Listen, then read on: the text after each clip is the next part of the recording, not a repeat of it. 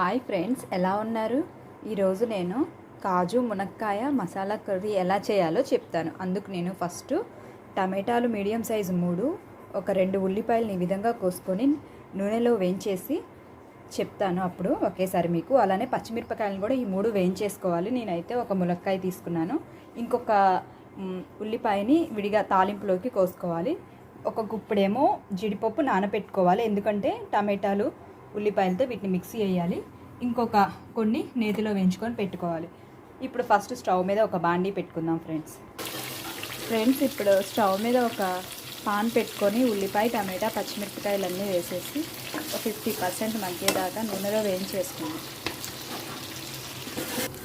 Friends ఇది వేగిపోయింది. ఇప్పుడు స్టవ్ ఆఫ్ చేసేసి మిక్సీ వేసేస్తాను, చూపిస్తాను. ఫ్రెండ్స్ ఇందాకది ఆరుతా ఉండిద్ది. ఈలోపు మనం సేమ్ బాండీ పెట్టేసుకొని కొంచెం ఆయిల్ వేసేసుకున్నాం ఫ్రెండ్స్. ఇప్పుడు నేను తాలింపు వేసేస్తాను వీటిలో. ఫ్రెండ్స్ తాలింపు గింజలు వేసేసాను. దీనిలోనే కొంచెం నేను ఉల్లిపాయలు కూడా వేస్తాను. ఉల్లిపాయలు కొంచెం రెడ్డిష్గా వచ్చిన తర్వాత ఇంకా అవసరం లేదులేండి, ఒకేసారి నేను ములక్కాయలు కూడా వేసేస్తాను, 2 మగ్గిపోతూ ఉంటాయి. కొంచెం పసుపు వేసుకుందాం. దీనిలోనే ఒక స్పూన్ అల్లం పేస్ట్ కూడా వేస్తున్నానండి, అల్లం చిన్నులపాయ పేస్ట్. చూడండి, అల్లం పేస్ట్ కూడా వేసేసాను. మొత్తం మళ్ళీ కలగలుపుతున్నాను. ఈ మొత్తం మంచిగా మగ్గేటట్టు ఒక స్పూన్ ఉప్పు వేసేసుకొని దీని మీద లిడ్ పెట్టేసుకుందాం. మొత్తం జీడిపప్పు, ఉల్లిపాయ, టమాటా, పచ్చిమిరపకాయలు మొత్తం పేస్ట్ వేసేసుకుందామండి.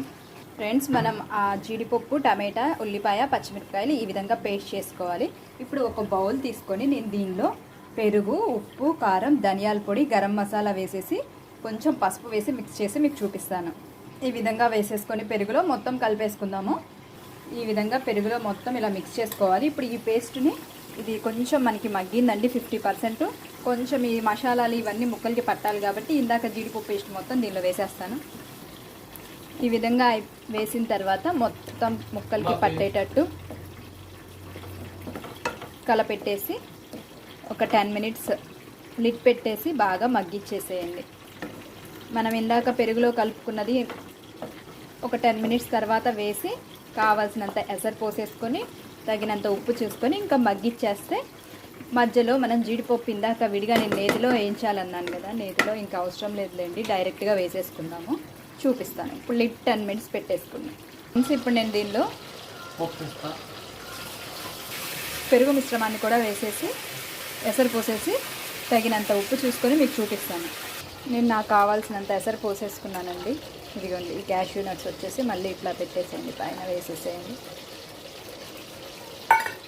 దీన్ని బాగా కలతిప్పేసేసుకొని నేను ఉప్పు కూడా చూసేసుకున్నానండి. మొత్తం మగ్గిచ్చేసుకోండి ఒక 15 మినిట్స్. దించే ముందు కసూరి మేతి, కరివేపాకు వేసుకుంటే ఆ ఫ్లేవర్కి సూపర్ ఉండిద్ది. ఫ్రెండ్స్ ఇదిగోండి, మధ్య మధ్యలో తిప్పుకుంటూ ఉండండి, చాలా మంచి స్మెల్ వస్తుంది ఫ్రెండ్స్.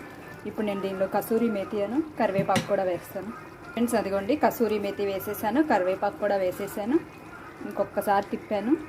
చూడండి, ఒక 10 మినిట్స్ ఉంచి నేను ఆపేస్తాను ఫ్రెండ్స్, మీకు చూపిస్తాను.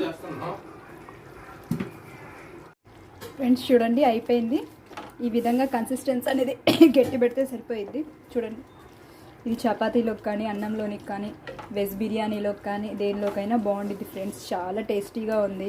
జీడిపప్పు ఎక్కువ వేసాం కదా, చాలా బాగుంది. ఆపేస్తున్నాను. ఇంతే ఫ్రెండ్స్, ఎంతో సింపుల్గా టేస్టీగా చేసుకునే ములక్కాయ జీడిపప్పు కర్రీ. ఎక్కువ మసాలాలు కూడా మనం ఏం వేయలేదు, జస్ట్ ఉల్లిపాయ, జీడిపప్పు, టమాటా, పచ్చిమిరపకాయలు, కొంచెం అల్లం పేస్టు, ధనియాలు పొడి, అంతే. ఇంకా నేనైతే గరం మసాలా కూడా వేయలేదు. క్యాష్యూ నట్స్ మళ్ళీ విడిగా వేసాను. చాలా టేస్టీగా ఉంది ఫ్రెండ్స్. పెరుగు కూడా వేయటం వల్ల ఇది చపాతీలోకి, రైస్లోకి, అన్నిటిలోకి చాలా బాగుంటుంది ఫ్రెండ్స్. చూడండి, ములక్కాయ కూడా బాగా ఉడికిపోయింది. మనం చివరిలో కొంచెం స్టార్టింగ్లో వేసినా కానీ విడిగా ఉడకపెట్టకుండా అయినా మగ్గిపోయింది మొత్తం. లైక్ చేయండి ఫ్రెండ్స్.